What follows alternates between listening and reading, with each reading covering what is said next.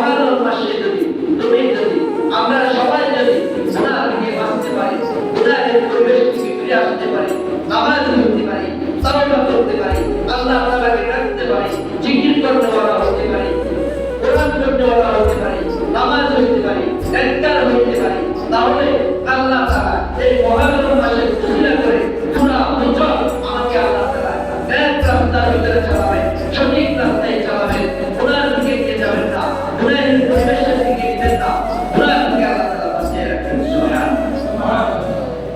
এজন্য ভাইও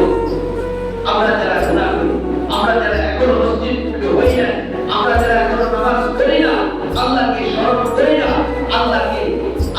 দূরে সরাই রাখছি, ও দেখো আমি একটা প্রশ্ন করি, আল্লাহ তাআলা তোমার 24টা ঘন্টা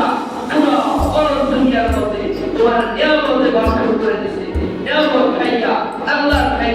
আল্লাহর জমিনে ঘুমাইয়া, আল্লাহর জমিনে খাইয়া, আল্লাহর জমিনে হাঁটতেছে, চলতেছে, ফিরতেছে, বিশ্বাস করাইতেছে, এভাবে নাজ নিয়ামত ভোগ করতেছে। বান্দা তুমি আল্লাহ তোমার পাঁচ ওয়াক্ত নামাজ পড়া তোমার সৌভাগ্য হয় না, হায়ের পড়া কপাল, তোমার মতো পড়া কপাল আর কেউ নাই। কেমন মাসুমতি বান্দা তুমি, আল্লাহ তোমার এত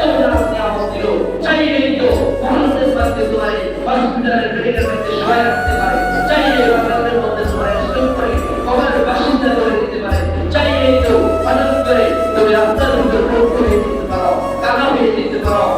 অস্ত্র হয়ে যেতে পারো,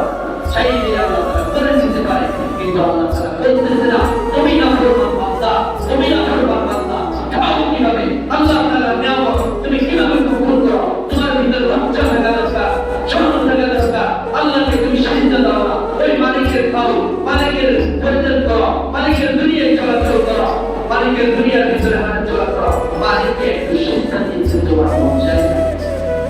তাই আফসোস দুনিয়া থেকে চলে যাইবা, হঠাৎ চলে যাইবা, দুনিয়া থেকে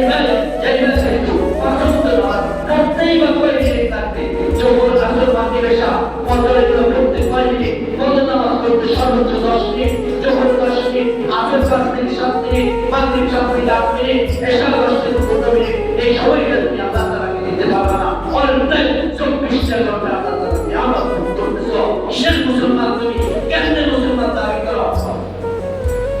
কেন তুমি এটা মরে যাইছো না, চলে যাও, আল্লাহ জমিনে থাকবা, আল্লাহকে সিজদা দিবে না, আল্লাহকে ডাকবা না, এই সপ্তাহের মধ্যে কে বলতে পারবে আল্লাহ তাআলাকে কয়বার কি স্মরণ করছেন, কয়বার সালাম দিয়েছেন, তার নিয়ামত পেয়ে গেছে, তার নিয়ামত কোন খাওয়ার অধিকার নেই, তোমার অধিকার নাই, তোমার আল্লাহ তাআলা নিয়ামত দেয়, নিয়ামত তার জন্য দিচ্ছে, তুমি কেন খাইছো, কেন খাও, খাইবে কিন্তু যার খাইবা তার পুরোটা খাইবা না, যার খাইবা তার পুরোটা খাইবা না, খাও কেন, তুমি কাউকে দুনিয়াটা দিলে ওটার প্রতিদান চাও, আমার বাড়ি তারপরেও তোমার খাওয়ায়, এত নাফরমানি করো, এত নাফরমানি করতেছো, এত উল্টা করতেছো, তারপরেও আপনাকে খাওয়াইছি, তারপরেও আপনাকে খাওয়াইছি,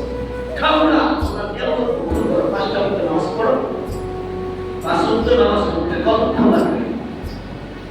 অল টাইম রাসূলকে কষ্ট দিচ্ছে, অল টাইম আল্লাহ তাআলা নাফরমানি করতেছে। এই মাসটা অন্তত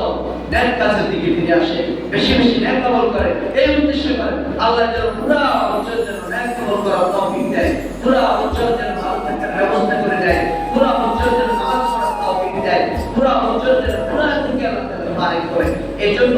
এই মাসটা অন্তত আল্লাহকে স্মরণ করেন, আল্লাহ তাআলাকে ডাকেন, আল্লাহু আকবার।